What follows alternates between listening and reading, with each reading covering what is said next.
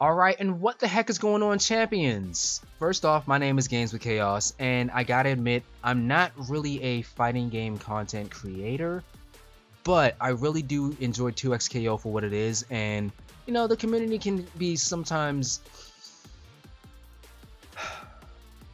divisive, but in that sense, I feel like I really should throw my hat into the ring in terms of the concept, or basically the topic that's been the talk of the town ever since the Gamer Rewards a few days ago.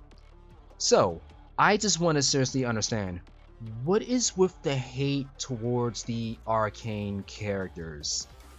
From what I understand, Arcane meaning the Arcane series or the Netflix series that happened, that was so amazing that it actually convinced a lot of people to even play League of Legends and understand the League of Legends characters and even the League of Legends universe itself. Now granted, I am not into League of Legends at all. And personally, because of that, I've never even seen Arcane. I know, it's a crime for me to even be making this video in general. But what I'm generally asking is like, alright, out of all the characters inside of the Arcane series, I think that Riot has really gone through and gotten the main important ones that they found to be more favorable, that the audience kind of liked, that really does represent the brand for the game, rather than just only going for the Arcane characters themselves. Also, with that, it's with my personal opinion that hopefully, I don't know everything, but hopefully, Riot is currently trying to get in the new members of their audience to play their fighting game.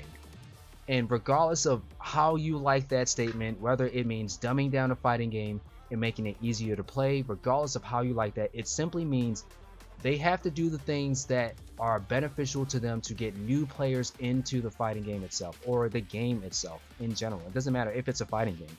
Companies have to do that. So with that being said, Arcane is the most relevant piece of media that people associate League of Legends with. If I'm correct, like, there's so many pieces of good media out there that represents a game franchise that actually makes the game franchise better. We've seen this with many countless examples like, Fallout and such. But that's just generally my point. I don't think that Riot is only focusing on Arcane characters per se. I think they're focusing on the characters that people have probably, I wouldn't say associated themselves with, but people have a little bit of a connection with recently. Now granted, I do understand how that does come off, because in a sense you're kind of supposed to be doing this for the the actual League of Legends players out there.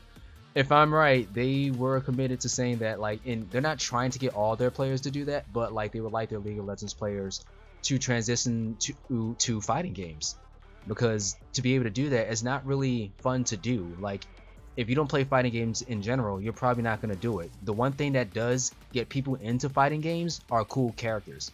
And if there's a character in life that you resonate with and it's inside of a fighting game, hey, you just might play it. So again, that's just where I approach this entirety with Riot in terms of how they're doing things. But also, with that being said, another thing that I believe that Riot is actually going to do and look out for in the future and make sure not to mess up on is the concept of having the game filled with character archetypes that go against certain players so that there's good counter picks.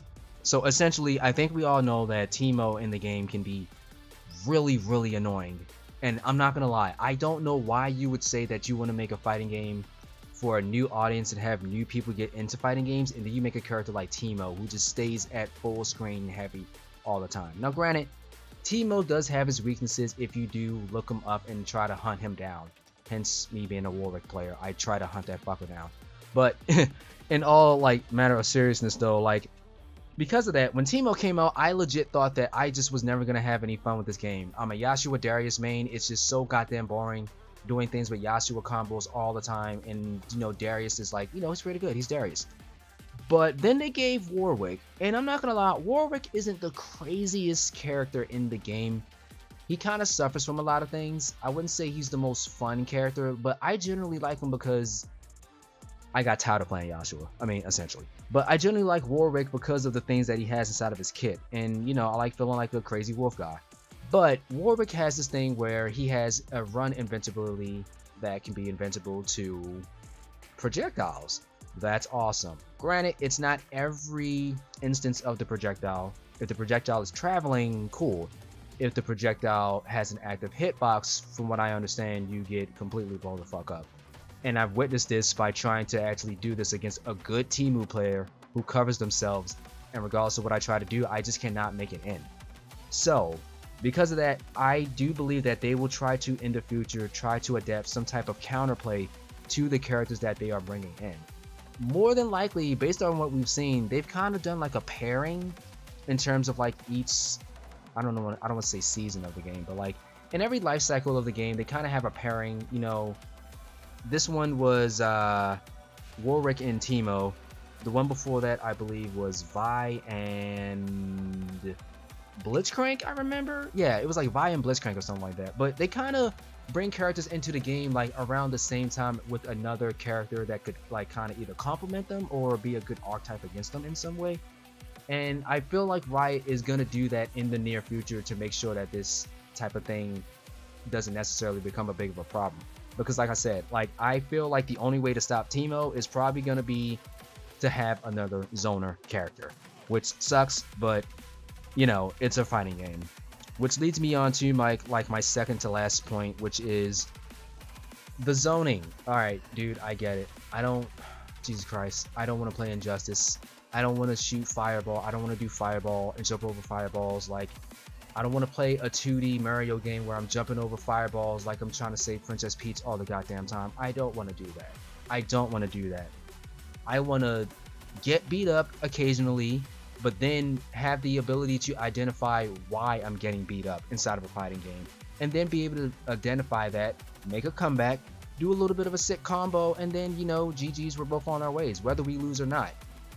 And yeah, I will admit, with this character being inside of the game now, well, she's not there now, but with the addition of Caitlyn, holy crap, I do not feel like doing another zoner based fighting game like Injustice. However, like I said earlier, if she is really good at sniping this fucking Yordle from across the screen, full screen, and she can just punish and stop all of his BS, I'm sorry bro, I'm all the way in.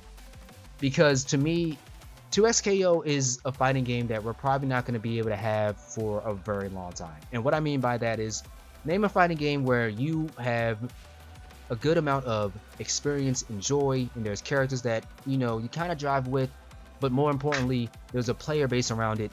The developers are active on social media. You know, it's not necessarily going to be at EVO next year, which is weird, but you know, in general, 2XKO is a game that you can just go to, pop it in, do a few matches, and just have some fun with the way that it is. And you know, to wrap this up, one of the last things that I actually do want to talk about that I think is actually more important in regards to the whole 2XKO situation, the game is not even out yet. And when it comes out, more than likely it will have a better roster. But the first part of that sentence, the game is not even out yet. If there's anything to be generally upset about 2XKO and the devs that are over there, right, it would be simply because how is the game not able to get a console released on like within the amount of time frame that it has been? We've had the game accessible on console before during a beta, and now console release is kind of the thing that's kind of, I don't want to say slowing the game down necessarily, but I don't know, that out of everything just kind of blows my mind that the console release isn't here yet or isn't being the main thing that's mostly prioritized. Now granted, we do have a release date for the console release, but again, I feel like I don't understand if it's that difficult to have the cross progression system, which I'm pretty sure you know that's the reason why. Because if you have it on console, it has to match up to everything that you do on PC, and you know, etc, etc. And maybe we have to have console players link up with PC players, and you know, maybe the rollback it wasn't good with that. I don't know. But my main thing is still, in terms of everything that's been going on with the 2XKO game itself, that to me is the one thing that I feel like it's just the very big thing that they've dropped the ball on. It's not the release of the characters, it's not Teemo being added to the game, which I feel like kind of ruins it for new players if you're just trying to experience the game for what it is. But overall, the entirety of like how can you not have this game? How can you not have a fighting game on console in general? Like, that to me is just insane. It almost can't happen. It's one thing to not have rollback netcode, but like having it only on PC is really detrimental to the entire audience. There's a lot of people that don't have PCs. And if so, there are a lot of people that prefer not to play fighting games on their PC. They would rather play it on console. Like, everyone prefers to have their Xbox for certain things, but you know, still, I digress.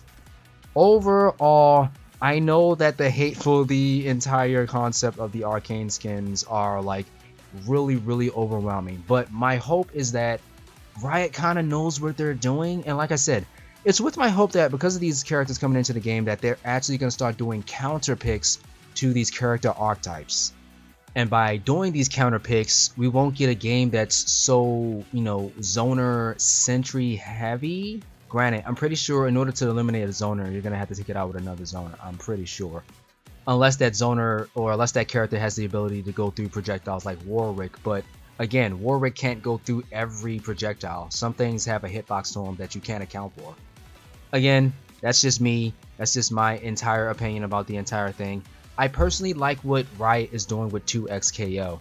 I don't have any characters that I have strong attachments to. I don't play League of Legends, but I do play fighting games. And in my opinion, I feel like the complaining over Caitlyn and Arcane characters being inside of the game more than League roster characters is a bit ridiculous, but understandable, given that the game might turn into a zoner friendly game only. But you know, either way, I'm gonna stop bragging and just nagging your guys' ears off. By all means, I don't do too much 2xKO content, but if you feel the need to follow me or subscribe for anything, that would make me happy. And maybe, who knows, I'll continue to do more 2xKO content. God, you know what they really should have done? They shouldn't have named the fucking game 2xKO. That's where they really fucked up. Sorry, I was just getting really amped over that. Anyway, I'm gonna let you go on about your business. I hope you have a good day. And yeah, you know me. GG's.